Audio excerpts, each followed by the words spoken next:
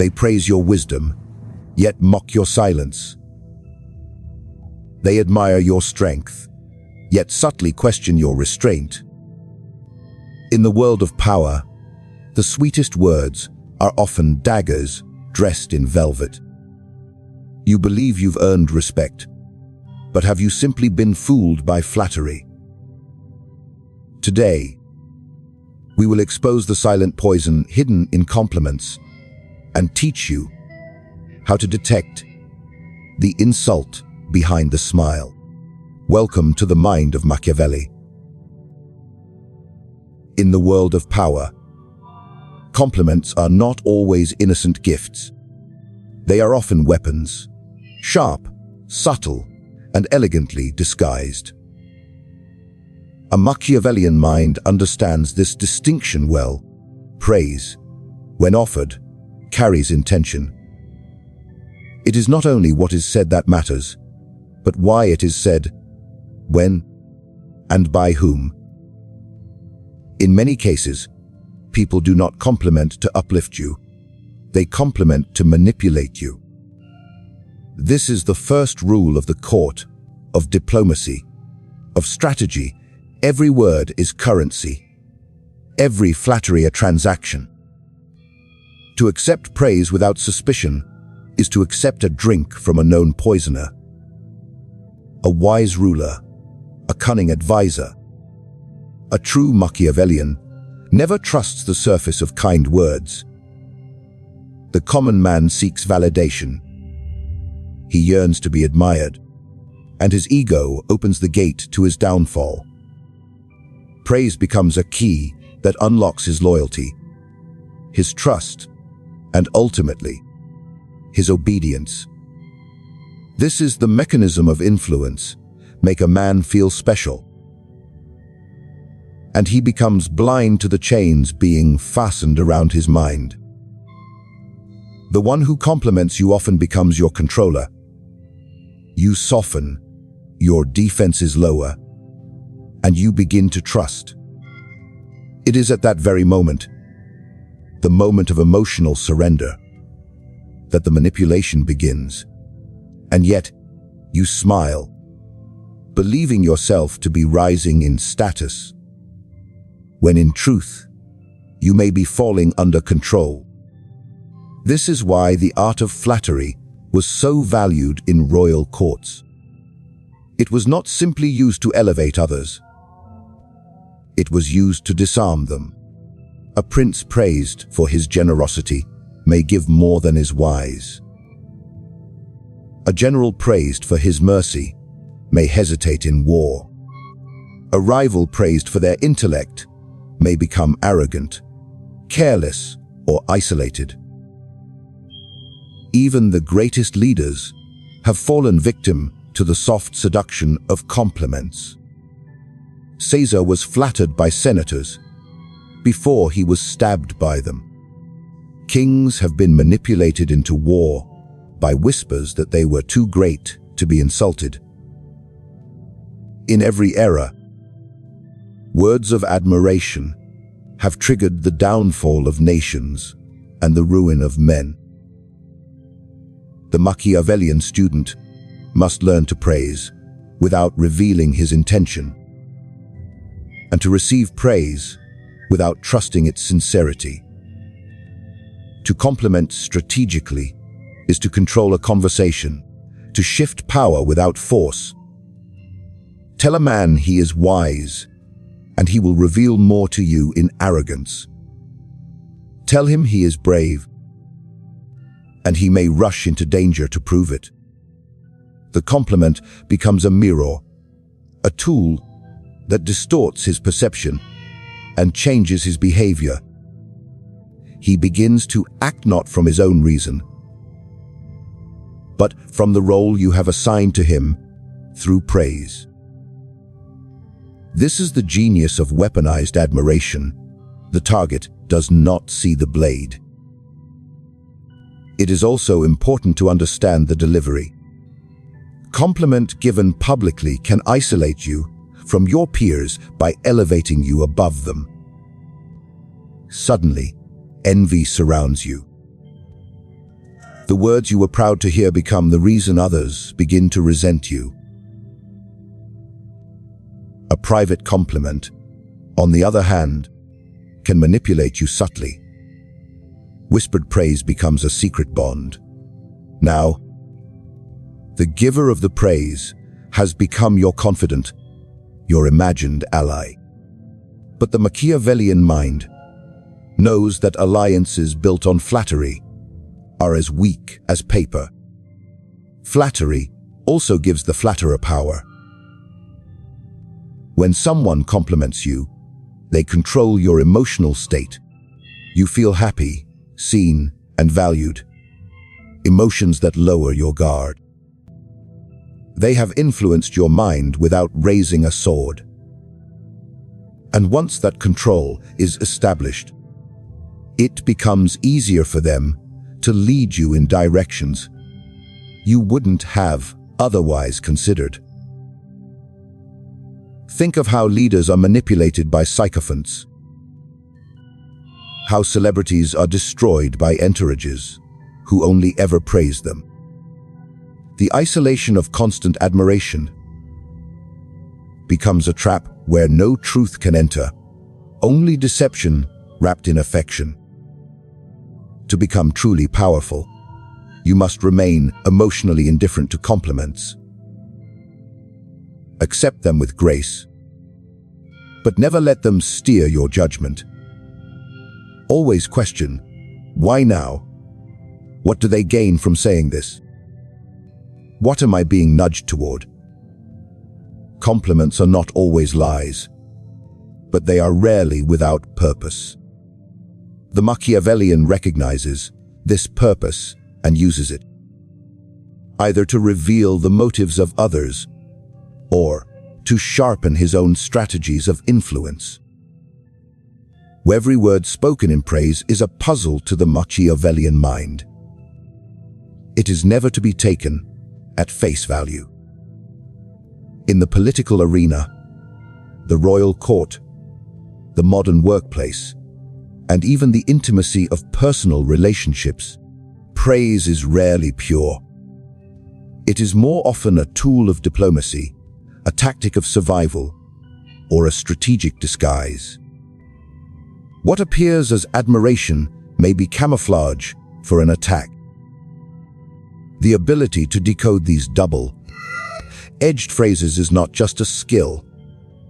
It is a necessity for anyone who seeks to master power rather than fall victim to it. The true Machiavellian never hears only the words. He listens to the silence between them, the tone behind them, the context around them. Consider the statement, "You're always so calm." On the surface, this seems like a compliment, praising someone's ability to remain composed. But in reality, this could be a subtle insult, questioning your passion, your urgency, or even your courage. It can be a way of branding you as indifferent, disengaged, or weak. When someone repeatedly compliments a quality that seems benign, especially in high-pressure situations, they may be diminishing your presence or undermining your influence. What they praise, they fix in place. What they fix, they make predictable. What they predict, they can manipulate. This is the language of veiled control. Decoding such language requires a complete awareness of context. Who is speaking? When are they speaking? What is the social dynamic in the room? What is at stake? For instance, if a rival tells you, "I admire your consistency," during a moment when bold, risky action is required, they are not praising you. They are calling you rigid.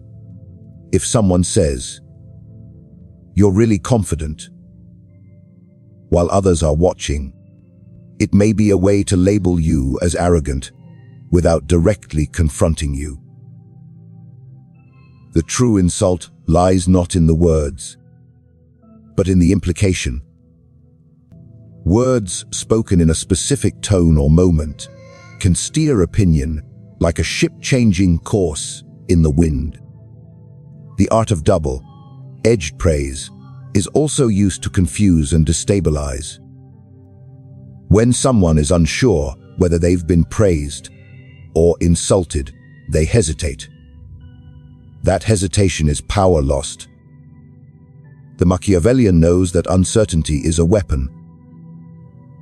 Ambiguous compliments create a fog, and in that fog, decisions are delayed, trust is questioned, and alliances fracture.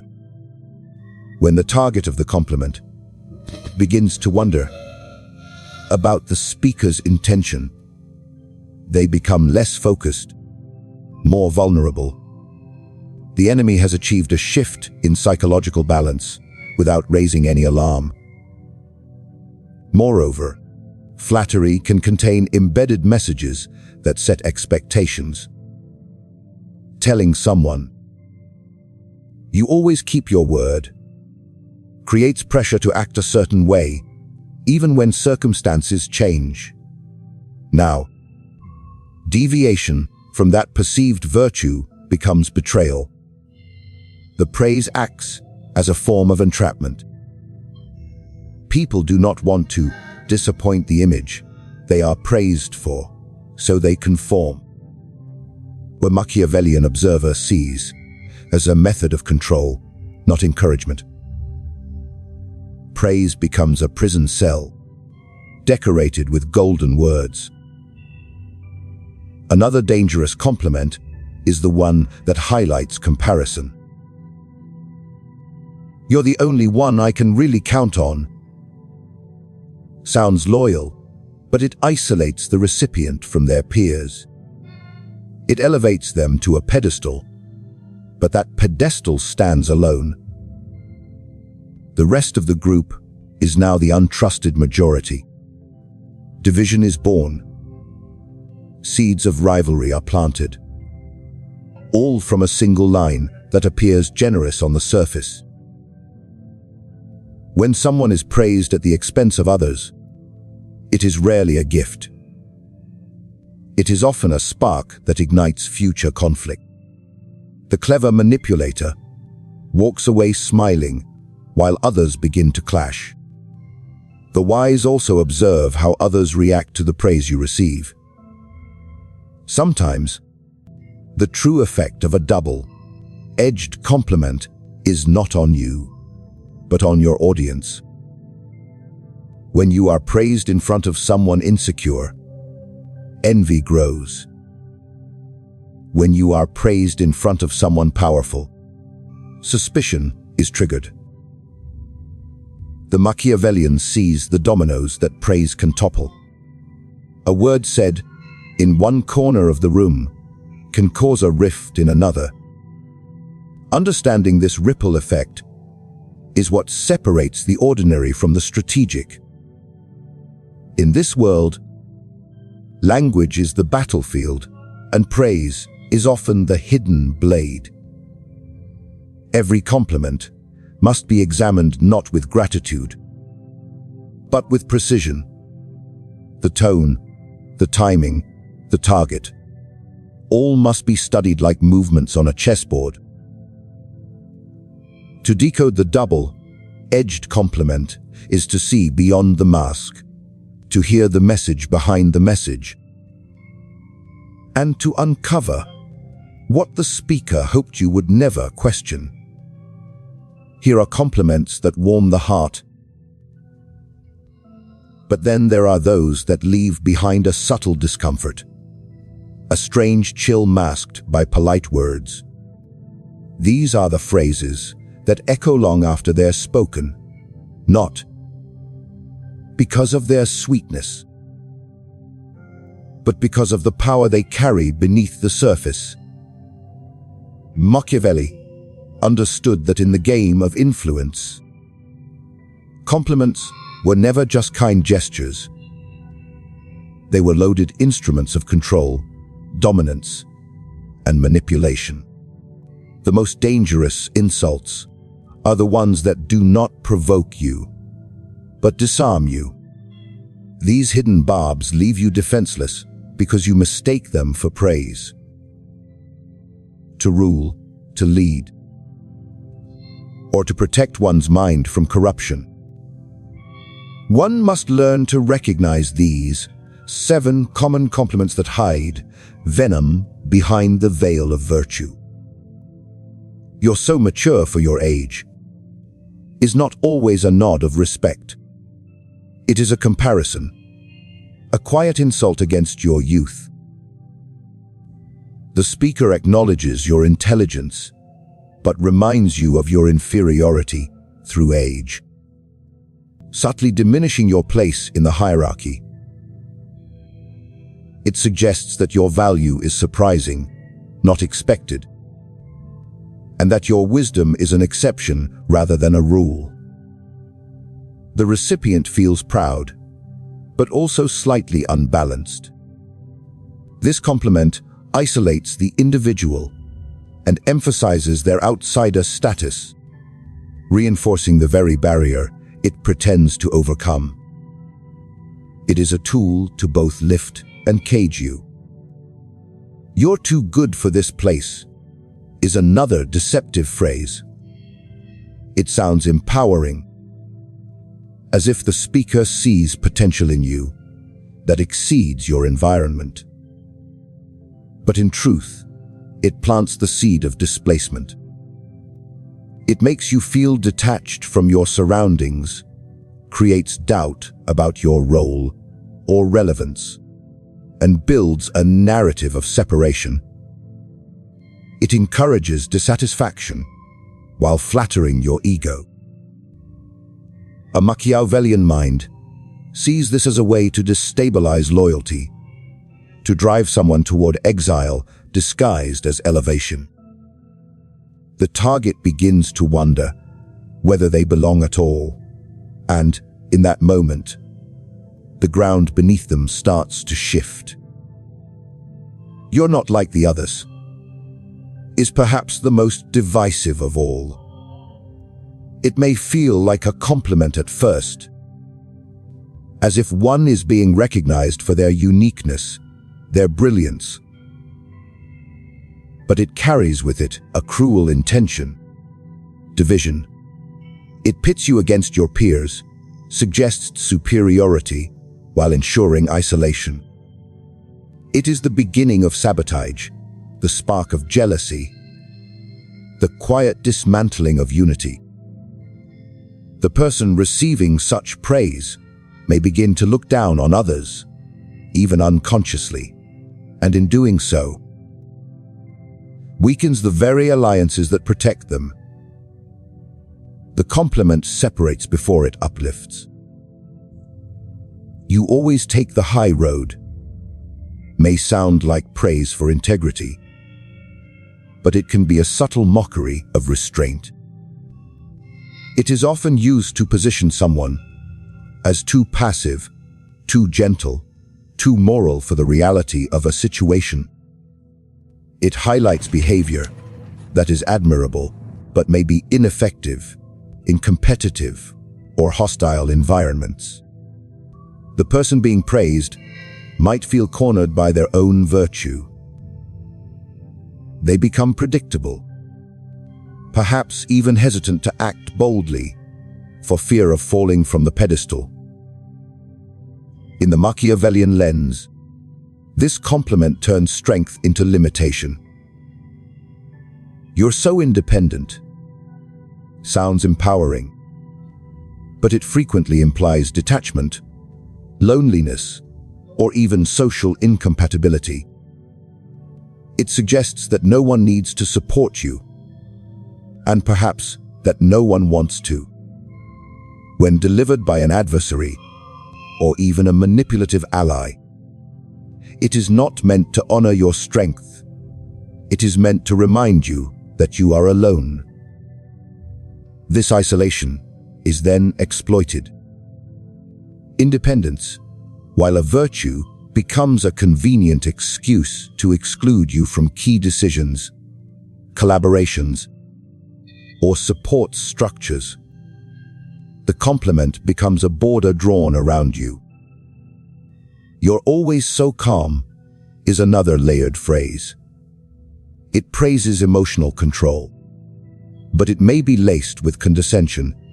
It implies that you lack fire, passion, urgency. In some cases, it may even signal that people view you as non-threatening. That perception can be dangerous. When others assume you are calm in every scenario, they may test your boundaries, push your limits, or dismiss your warnings. Calmness then becomes mistaken for weakness. What begins as admiration may end in exploitation. "You're very confident" is one of the most ambiguous compliments. It often masks a warning. When said with emphasis or in the wrong context, it implies arrogance, overstepping, or even narcissism. The speaker may smile as they say it, but what they are really doing is casting suspicion. Confidence is praised, but only within limits. Go beyond those limits and suddenly, what was once a virtue becomes a vice. Others start to question your motives, your humility, your place. The compliment was never about your confidence. It was about planting the idea that you might be too confident. Each of these compliments carries with it a dual nature. They seem harmless, even generous, but within their structure lies the blueprint of manipulation. The praise shapes perception, bends behavior, and often isolates the one receiving it from their instincts, their allies, or their clarity. In a world where words are weapons, the most dangerous praise is the one you do not question. A Machiavellian mind must sharpen its hearing, not to be cynical, but to be prepared. For in the echo of kind words, the shadow of insult often lingers, waiting to take root in the silence that follows.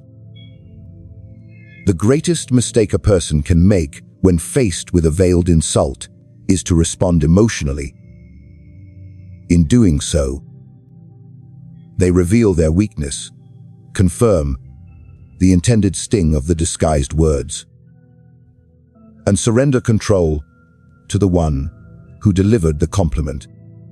Machiavelli teaches us that power is never held by those who react. It belongs to those who observe, calculate, and respond with intention. When a compliment carries an insult hidden beneath its surface, the correct response is not outrage, denial, or even silence. It is strategy. To respond with power is to turn the weapon back upon the wielder, without ever drawing your own sword. The first rule of powerful response is emotional neutrality. When someone says, "You're always so calm," and means it to suggest passivity or emotional emptiness, the wise do not correct the assumption. They confirm it by remaining unreadable.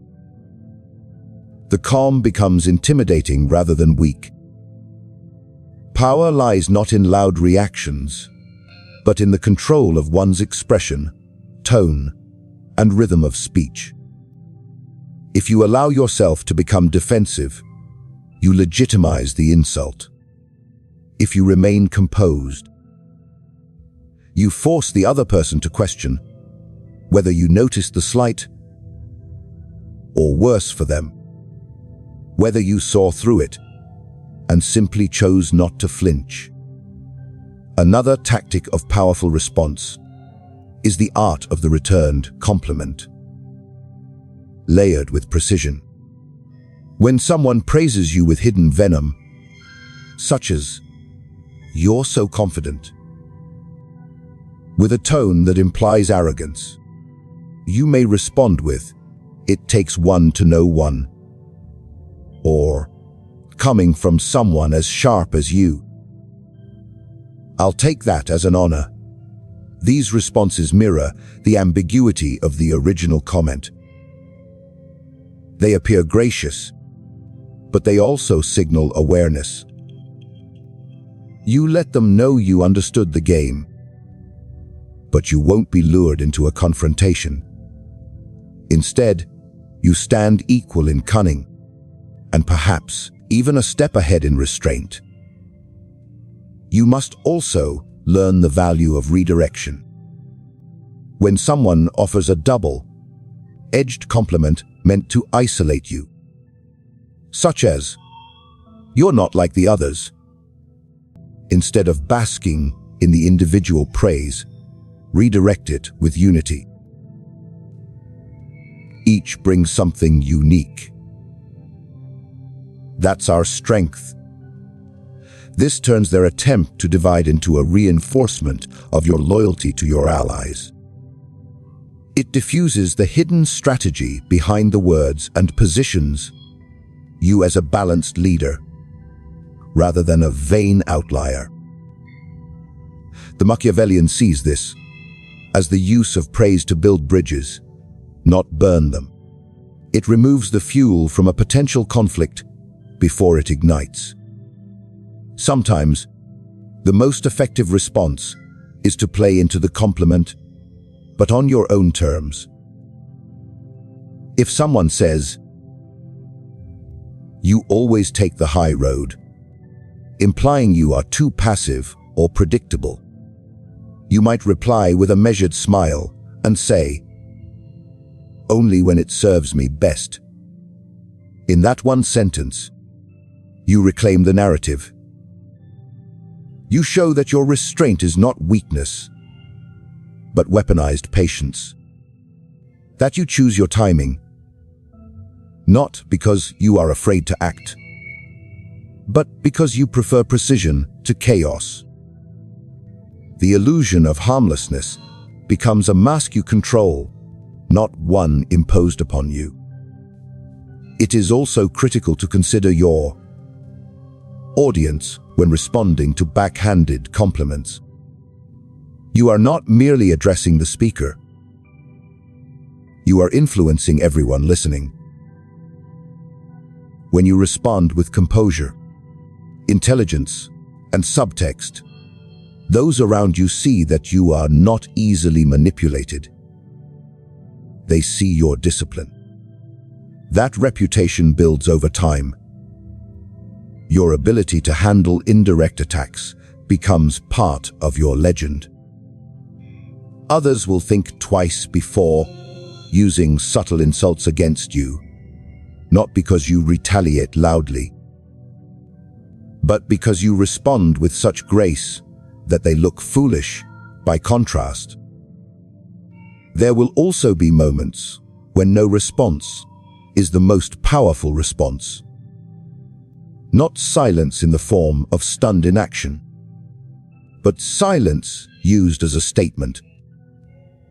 When someone offers an obviously veiled insult under the guise of praise, and you meet it only with an unreadable gaze or a subtle smirk, you place the weight back onto them. They begin to wonder if they failed to provoke you, if their attack was noticed and dismissed as insignificant. This discomfort is where your power lies. You force them into self-doubt while never lowering your posture. A Machiavellian mind understands that praise, like poison, can be sweet and slow acting. The antidote is not paranoia, but mastery of emotional response. Words are a battlefield, and every sentence carries both weapon and shield. The question is never, was that an insult, but rather, what do they want me to believe, to feel, or to do? When you can answer that question without flinching and respond without revealing your own position, you rise above manipulation. You cease being the subject of strategy and become the strategist yourself. In the grand theater of power, where every gesture is calculated and every word a potential weapon, the most dangerous assaults are not shouted. They are whispered behind the mask of praise. Compliments, when used with cunning, become instruments of influence that bypass defenses and seed control in the soil of ego. Machiavelli understood that human beings crave validation, and it is this very craving that makes them vulnerable. The clever manipulator does not need to attack directly. They simply flatter, distort, divide. When guide their target by appealing to pride, not fear, you have now seen how compliments can be used to isolate you, to diminish your strength, to sow jealousy, and to place you on pedestals built for your eventual fall.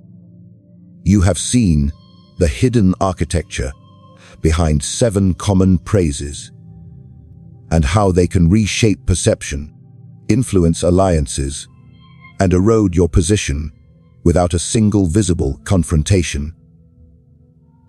But more importantly, you've learned how to hear what is not said, how to read between the lines, and how to respond with poise, when not reaction, with dominance, not defense. The Machiavellian mind does not silence emotion. It controls it. It does not avoid conflict. It redirects it. Power lies not in appearing unbreakable, but in being unreadable, unshakable, and always aware. When you recognize the game behind the words, you begin to control the board. And in a world where everyone wants to be admired, the one who sees through admiration becomes immune to its traps, and thus becomes untouchable.